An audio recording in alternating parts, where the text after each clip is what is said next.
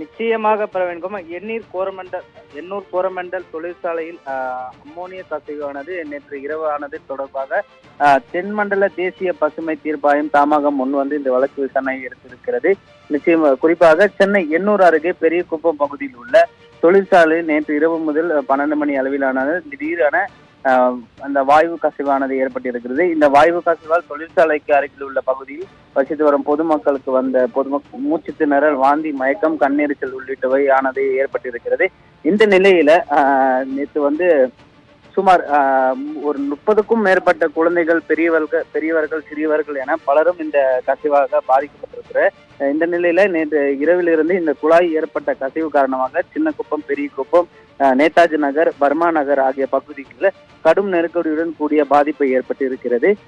நேற்று இரவு இந்த வாயு கசிவால் அப்பகுதியில் வசிக்கும் மக்களுக்கு மூச்சு திணறலுடன் மயக்கம் ஏற்பட்டிருக்கிறது.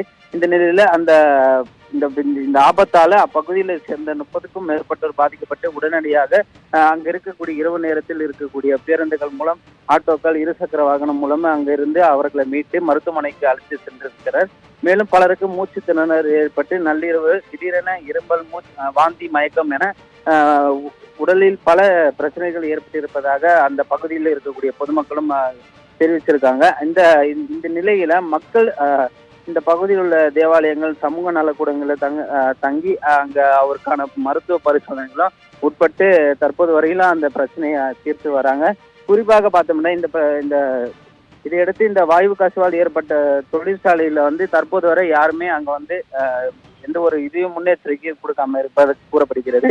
இதற்கிடையே இந்த வாயு கசிவு ஏற்பட்ட இந்த சம்பவம் தொடர்பாக வெளியான செய்தி அடிப்படையில தென்மண்டல தேசிய பசுமை தீர்ப்பாயத்தின் முன்பாக தானாக இந்த நீதித்துறை உறுப்பினர் நீதிபதி புஷ்பா சத்யநாராயணன் தாமாக முன் வழக்கு விசாரணைக்கு எடுத்திருக்காங்க. அதாவது இந்த வழக்கு விசாரணையானது வருகின்ற ஜனவரி 2ஆம் தேதியானது விசாரணைக்கு பட்டியலிடப்படும் என கூறப்படுகிறது. பிரவீன்குமார்.